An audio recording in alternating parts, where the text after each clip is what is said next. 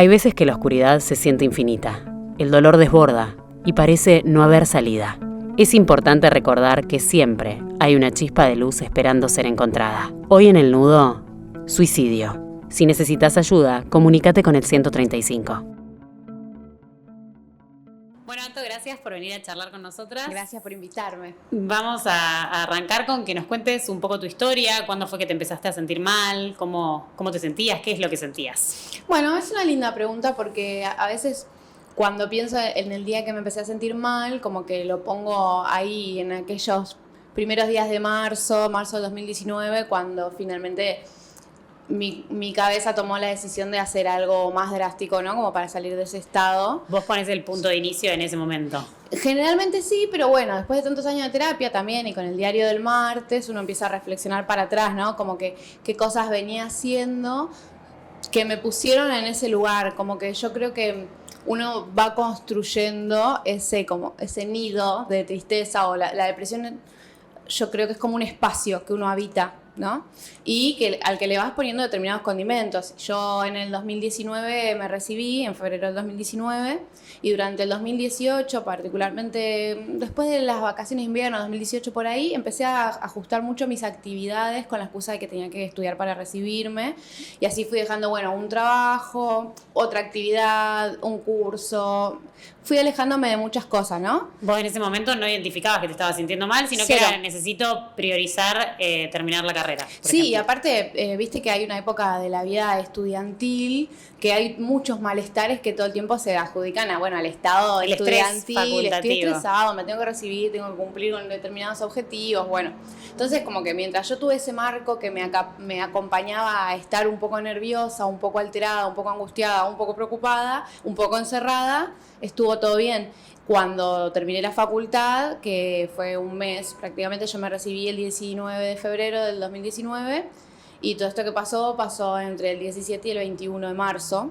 O sea, es muy poco tiempo, es claro, está bastante marcado el corte ahí cuando dejé de tener como, no sé, como esta justificación, por decirlo así. ¿Y qué es lo que te pasaba en ese momento? ¿Qué es lo que sentías? Apatía completamente, primero, apatía, como mucho desinterés por ciertas cosas que me movilizaban. Puedo encontrar la diferencia entre la primera y la segunda parte del 2018, que en la primera parte estuvimos muy involucradas, muchas chicas, como en una construcción social, ¿no? Una lucha en el 2018, muchas éramos parte, algo más colectivo, y después de las vacaciones de invierno del 2018 empecé a ver que inclusive ese mismos grupos de amigas que dejaba de ver, dejaba de frecuentar, me di cuenta que empecé a dejar de salir de noche, tenía mucho, síntomas físicos que reconozco, tenía mucho sueño, mucho. Esas cosas de poder todo el tiempo cansada. Todo el tiempo. Y después una angustia generalizada que muchas veces se transformaba en lágrimas, que también era un síntoma que desestimaba completamente porque toda la vida fui muy llorona desde que era muy chiquita. Entonces no entendía la diferencia entre estar triste o ser yo, que simplemente lloraba. Eso es otra cosa que me pasaba constantemente. ¿En ese momento vos ya hacías terapia?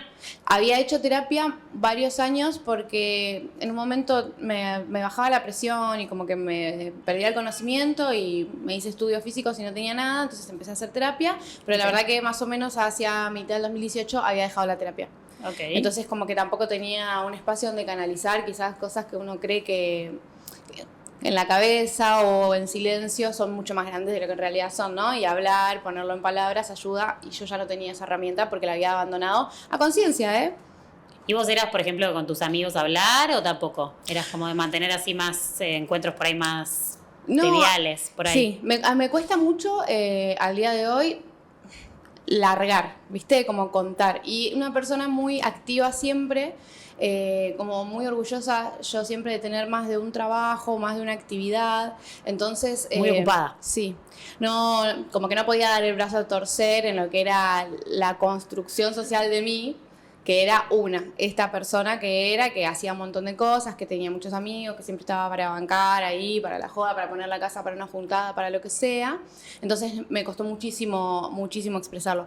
Básicamente mis amigas se enteraron porque empecé a tomar medicación psiquiátrica y estaba en un estado, bueno, como que la verdad salió a la luz, digamos. quizá tendría que haberlo comentado alguna vez, me siento mal. No sé si es quizá, o sea, eso es lo que te va saliendo, o sea, la gente habla cuando puede, no cuando quiere, ¿no? Como Claro. hay un poco de eso, creo yo. Sí, en mi caso la depresión habló por mí porque se volvió insoportable, especialmente el encierro. Eso fue lo que me terminó llevando a perder un poco el contacto entre la realidad y... Esto igual, estábamos hablando, fue antes de la pandemia. Sí, fue antes. Fue antes de la pandemia. Fue el año anterior. Todo el año anterior, más o menos, sí, de marzo a octubre, pasé mucho tiempo encerrada en mi casa. En el medio, algo random, tenía un viaje programado a Brasil con mi novio en ese momento, ahora mi marido, y es un poco raro irte de vacaciones en un estado así, colabora con que la gente crea como que vos elegís tu estado, ¿viste?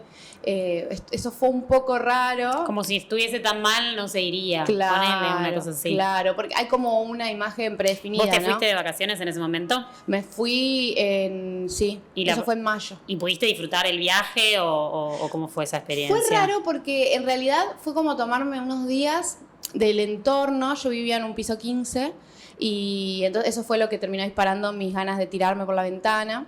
Quizás si vivía en una planta baja, antes de pensar ir a tirarme al tren, no sé, me hubiera dado fiaca. Yo tenía esa oportunidad constantemente. O sea, era un pensamiento que vos tuviste recurrentemente antes del El episodio. el primer día que crítico. fuimos a ver el departamento, fue lo primero que pensé.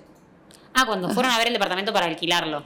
Sí, era en realidad, mi marido trabajaba en el ejército y era un edificio del ejército y nos lo asignaron. Sí. Fue lo primero que pensé, pero un pensamiento fugaz, ¿viste? Como se dice, un pensamiento intrusivo. Si bueno, se es un cae el edificio ventilador en el medio de una sala, ¿viste? Ese tipo de pensamientos que parece que uno queda colgado. Pero cuando empecé a sentirme muy angustiada, volvió solo.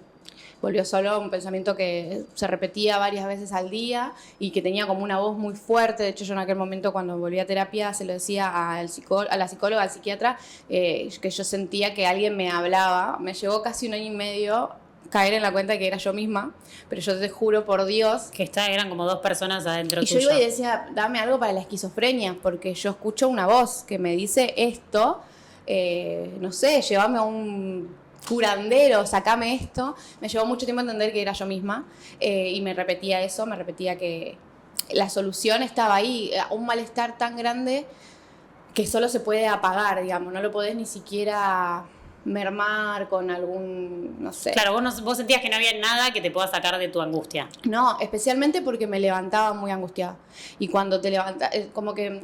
Por lo que yo pude investigar después, hay gente a la que le pega peor la depresión de noche. A mí me pegaba muy mal a la mañana y a la noche iba recuperando. Y a la noche era cuando me sentía más lúcida, más activa. Entonces, levantarme a la mañana era un infierno. ¿Vos seguías con tus actividades o por ahí te pasabas todo el día tirada en la cama? No, yo tenía en ese momento un trabajo que tuve que sacar la carpeta psiquiátrica, era secretaria, me dieron carpeta, y después no tenía ninguna otra actividad, porque a todo el resto de las cosas había renunciado porque me tenía que recibir. Claro. Y en realidad... yo hoy entiendo que esta desconexión con la vida venía haciendo su trabajo detrás. Y quizá terminar la carrera fue simplemente decir, bueno, ahora nos vamos a dedicar a esto. O sea, ahora que... Era poner la mente en un objetivo. Sí, probablemente. ¿Vos reconocés algunos momentos que puedan haber empezado, o algunas situaciones que hayas vivido que puedan haber empezado a gestar esto en vos? ¿O es algo como más paulatino que no hay algo que identifiques puntual? Yo creo que si hay algo que siempre me acompañó fue la angustia. Como que desde muy chiquita, siempre una nena muy emocional o muy sensible, que a veces suena como cuando hay un niño, se le dice como un valor, ¿viste? Un niño muy sensible, y yo eso es algo que sí puedo reconocer que me acompañó toda la vida, pero el resto de las cosas... No es que vos digas, pasó esta situación exacto. que me descolocó. Y por eso también a veces me siento como más en la necesidad de contar mi historia, porque como que no tiene ese marco justificativo que nada busqué más en la vida yo. Que es como que por ahí a una persona que atraviesa una situación traumática, también el entorno está más atento porque sabe que pasó por determinada cuestión, entonces estás como, bueno, a ver cómo está, hace actividades, sale, trata de salir, está contento. En cambio, por ahí, si no hubo nada desencadenante puntual, es más difícil todavía que tu gente te pueda ayudar. Claro, y que vos también Sí, lo que le pasó en aquel encuentres momento. motivo a Claro, eso. no, exactamente. No tenía. ¿Cómo puede ser si te acabas de. O sea, el futuro era alentador, pero yo no tenía nada más. Tenía un montón de cosas. Tenía pareja, amigos, familia, pero ya no había un futuro para mí. Es así. No era así, pero era así. Era lo que vos vivías, era Sí, lo que vos sí, sentías sí. en ese momento, era tu percepción. Era Tipo, lo que yo quería sentía cuando me despertaba. me recibí y ahora qué, digamos. Sí, pasó algo, quizás sí pasó, ahora que lo pienso, algo que me desacomodó los nervios en aquel momento, que fue que yo me recibí ese 19 y ese fin de semana largo iba a ser una fiesta en una casa quinta. Y ponen que me recibí a las 12 del mediodía, a las 5 de la tarde se largó una tormenta, un diluvio, no se pudo hacer esa celebración. Y estuve ese fin de semana, sábado y domingo, tirada en mi cama llorando que el domingo a la tarde fui a la casa de mi mamá por hacer un brindis y la gente no podía entender cómo yo, una persona grande, menos grande que ahora, pero grande al fin, estaba tan desestructurada por no haber podido hacer un festejo. Exacto. Algo que cualquiera diría, qué inmadurez. Eso sí lo puedo reconocer y después... Sí, pero yo no sé si lo pensaría como que inmadurez. O sea, para mí era algo que estaba hablando a vos de todo lo otro que estabas atravesando. Claro, o sea, exacto. era algo que ponía, por así decirlo, en frente tuyo, te mostraba eso que te estaba pasando por dentro. Sí, ese hecho en particular me hizo entender que mi tolerancia a la frustración estaba muy corta, como que había una distancia muy corta entre mis sentimientos o los problemas y mi capacidad de resolverlos, ¿no? Como que estaba todo el tiempo al tope y cualquier cosa me desbordaba. En mi caso de angustias. Angustia es llorar horas. Todo el tiempo tenías pensamientos negativos. Todo el tiempo. Tenía un pensamiento muy recurrente que era que el resto del mundo estaba haciendo su vida. Escuchaba un ruido muy parecido a yo desde el piso 15 constantemente, que es básicamente el mundo. El mundo gira. Claro, sí, el ruido de los autos abajo. La gente va, la gente viene. Ese era un pensamiento que me acompañaba mucho. Mirá, no servís para nada. Mirá cómo el mundo sigue girando. Y si vos te tirás ahora, el mundo sigue girando igual. Aunque sea así... Bueno, no sé. Sí, no, el pensamiento es tremendo. Era constantemente. Y de hecho se intensificó después de que me quise tirar por la ventana. Como que... Fue una sola vez, un solo intento. Yo me quise tirar 2 veces. No sé, en realidad una vez abrí la ventana y dije, a la verga. Y cuando abrí la ventana y miré y volví a mirar para mi casa, yo tengo una gata y una perra y lo primero que pensé fue que si yo dejaba la ventana abierta, la gata... que era todavía cachorra y que ya habíamos tenido experiencia de verla en el balcón, qué sé yo, quizás eso me dijo, si yo dejo la ventana abierta, la gata se tira conmigo. Y fueron 2 segundos para entender. Ese pensamiento te ayudó a no hacerlo, digamos. Sí, me ató a la vida, porque uno siente que no tiene nada, y en realidad es hacer un ejercicio de 15 segundos para pensar en tu gato, en principio en tu gato, y después de ahí puedes desencadenar el resto de los vínculos que te atan a la vida, pero que te atan a la vida de manera positiva. Sí, no lo digo como una obligación. Que te conectan por ahí con la vida, más que atar, por ahí suena medio... Y en ese momento yo sentía como la obligación de vivir, y entonces me lo tomaba bien. Claro. Como que todo lo que era, bueno, dale para adelante, tener esperanza, ¿viste? Y cuando cerré la ventana, en ese momento, ahí dije, bueno, algo tengo que hacer con esto porque, o sea... Mi cabeza estaba saltando todo el tiempo, digamos, y ahí se me ocurrió llamar. Y estaba... A la línea. Sí, estaba bastante desbordada, no estaba al llanto, como he tenido otras experiencias, pero sí estaba que no podía respirar. Y ellos me dijeron que... Eso te iba a preguntar, ¿cómo fue la experiencia con el llamado? ¿Cómo fue el procedimiento? Muy corto. Me dijeron que respire, que si podía reconocer determinadas cosas que estaban en la habitación donde yo estaba. Y le dije que sí, que podía reconocer mi cama, mi gata, mi perra. Y me pidieron que haga un ejercicio de poner los pies sobre el piso y tratar de hacer como un recuento de esas cosas que tenía ahí en ese momento. Algo parecido, como dicen, bueno, ser consciente, agradecer el momento. Parece cliché, pero es básicamente lo que me salvó la vida en ese momento. También es sacar la mente del pensamiento negativo, ¿no? Como concentrarte en cualquier cosa, que ya sea que hay un gato parado ahí enfrente tuyo. Concentrarse en lo que se puede tocar también, en lo que se puede ver, no solamente en lo que se puede sentir, porque en ese momento lo que estás sintiendo no es 100% confiable, ¿viste? Claro. Y eso, bueno, me ayudó, fue muy corto, y eso lo mantuve en secreto. A los días pasó una tontería, que es que era un sábado y íbamos a ir a ver con mi novio Capitana Marvel, y él me dijo, ¿por qué no, en vez de ir al cine, no nos juntamos a comer con unos amigos? Y de vuelta fue como si me hubiera dicho, no sé, me voy. Claro. No, se me salió la cadena y le dije, no me podés hacer esto, no me podés cambiar los planes así. Claro, todo te desbordaba. De vuelta. la ventana.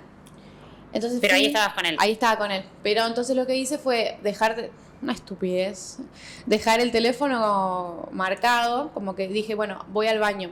Si vuelvo y sigo pensando, me lavo la cara, llamo. Y cuando volví, él me preguntó qué era eso. O sea, como yo había dejado el teléfono ahí en clave, encontrarlo y ayudarme. Entonces claro, ahí, también es un pedido de ayuda. Y ahí le dije que me sentía tan mal, tan triste, que había empezado a pensar que la ventana era una buena solución, que me parecía coherente, que me parecía lógico y que me parecía 100% racional. Nosotros vivimos en La Plata, me acuerdo que caminamos unas cuadras hasta una plaza. Y le conté un poco más de mi malestar, que no me había podido recuperar todavía de la lluvia, hacía un mes, como que todavía ese pensamiento me ponía muy mal, que todo el tiempo estaba recordando secuencias tristes de la vida, que sentía murmullos en la cabeza. Claro, por ahí todos los pensamientos que en tu cabeza justificaban la decisión, sí, eran sí, los que recordabas todo el tiempo. Y por favor, que no le diga a nadie, que no le diga a mi mamá, que no le diga a mi papá. Eso fue un sábado, fuimos a la noche a la casa de mis amigos. Dijimos que yo estaba como con gripe, porque la verdad mi estado era calamitoso, pero fue la primera vez de muchas que me acosté a dormir. Nos juntamos en la casa de mi amigo y ellos siguieron la juntada y yo me acosté a dormir. Eso es una secuencia que se repitió mucho a lo largo de un año y medio, porque a mí la cabeza me daba hasta donde me daba. Claro, se te agotaba la batería social. Exactamente. Hasta que, bueno, el lunes él volvió del trabajo y me dijo, Anto, no te asustes, tengo que hablar con vos, está todo bien, pero fui a tu casa, hablé con tus papás, ellos te entienden y te vamos a apoyar. Y en esa decisión también se jugó mi vida, porque uno lo primero que trata de hacer es no digas nada, el secreto ¿Y ahí es... te enojaste con él? No, me sentí aliviada. Porque me parecía injusto, una parte de mí, que todavía tenía tiempo de pensar con racionalidad, le parecía injusto que cargar con el peso, porque lo único que alivia es hablar, es impresionante, pero es así. Y él no tenía por qué cargar con mi secreto. Así que a partir de ahí, al mismo... No, y el hecho de que deje de ser secreto fue lo que probablemente te ayudó a recuperarte. Sí, a estar acá. Y una vez que se dejó de ser secreto, como que me envicié. Como que secreto no quería más. Y me pasaba mucho, que me había empezado a pasar antes, que salía por la calle, no sé, a comprar, 8:50, y estaba 8:47 que te diga, y no me daba cuenta dónde estaba, ¿viste? Pegaba la vuelta y me perdía, como que me desorientaba acerca de mi casa. Cuando empecé a estar ahí mal... no estabas con tratamiento igual. Después de la ventana me pasaba peor y ya hacía 3 o 4 cuadras y me hacía pis encima. Volví a mi casa. Hasta que un día dije, no puede ser, o sea, esto es una boludez lo que me está pasando. Y lo tuiteé. Tuiteé que estaba pasando por esto, que me habían diagnosticado un cuadro depresivo mayor, que estaba iniciando un proceso de agorafobia porque hacía mucho tiempo que no salía mucho de mi casa y que me estaba costando salir cada vez más y que cada vez que salía me pasaba esto. Y yo no era consciente de lo que se iba a generar. Yo no sé si es algo de lo que yo dije que se interpretó real o qué, pero a partir de ahí yo no pude dejar de hablar del tema y la gente impresionante, como me decía. La gente que se siente identificada. Sí, cantidad de mensajes que me decían, a mí me pasó lo mismo, mi hijo está atravesando eso, no solo el intento de suicidio, sino otros mucho la agorafobia, ¿viste? El miedo a los espacios públicos. Y fue muy difícil porque yo me consideraba lo contrario a lo que me estaba pasando. Hasta que en ese momento aprendí que lo opuesto a la depresión no es la felicidad, como uno pensaría, sino la vitalidad. Entonces, cuando vos decís, ay, pero vos, una persona tan alegre, ¿y cómo puedes estar atravesando? Decís, bueno, pero no están de la mano. Claro. ¿Entendés? Lo que te hace una persona... No son cosas que se excluyan. Exacto. Lo que te hace una persona deprimida quizás es no tener la fuerza para hacer tus actividades cotidianas. Eso es. Y una vez que entendí eso, entendí la diferencia entre felicidad y vitalidad y cómo la felicidad quizás no estaba tan atada a lo que me estaba pasando, sino que eso es más como una construcción.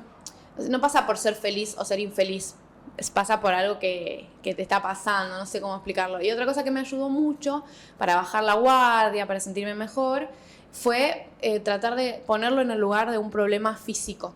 De una enfermedad. Sí, porque yo ya estaba loca de mis fantasmas, o sea, ya estaba loca de la voz que me hablaba, ya estaba loca de mi destino, que era tirarme por la ventana, ya no podía más con eso. Y me ayudó muchísimo a bajarlo a la tierra, inclusive, ¿viste ese ejercicio que una dice de, ¿qué le dirías de esto? Decite a vos misma lo que le dirías a tu amiga. Bueno, claro.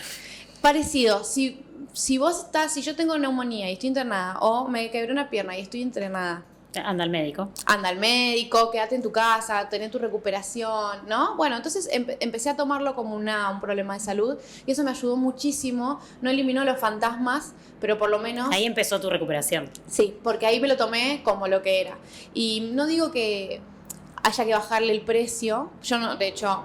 No, pero por ahí es una tendencia a que uno haga eso, es como una tendencia a minimizarlo o a ignorarlo o a creer que no es un problema tan grave. Claro. Por eso es lo importante también de visibilizar estas cuestiones. Sí, porque si uno lo sigue poniendo por el lado de la personalidad, de la mística, de la religión, de todo lo que es súper estructural, en lo que puedes encontrar alivio. Para mí no existe Recomiendo siempre, obviamente, la terapia, la psicoterapia, hay tratamiento, hay salida, hay ciencia, pero después todo lo que tiene que ver con lo alternativo, con el que te dice yo salí adelante haciendo cerámica o haciendo pilates, es todo real, porque todo lo único que vale es lo que te hace bien. Es tan simple. Cada caso es único, claro, y tan complejo como eso. Tan simple y tan complejo como eso. Bueno, y ahora para ir cerrando ya la charla, ¿qué consejo le darías a una persona que está atravesando, un poquito lo vinimos hablando, pero bueno, una persona que está atravesando una situación similar, ¿qué le dirías?